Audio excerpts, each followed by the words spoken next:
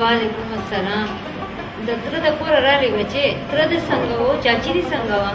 هغې ټول کو، خو چاچي مې راته ویل چې په مور دې سلامونه وایه. وعلیکم السلام. سلما بچې، کلي کې دې زړه ولګېدو که نه؟ ماحول دې خوښ شو که نه؟ مورې د کلي دا تازه هوا او دا ساده ساده خوراکونه او دا ساده ژوند په ما ډېر ښه ولګېدو.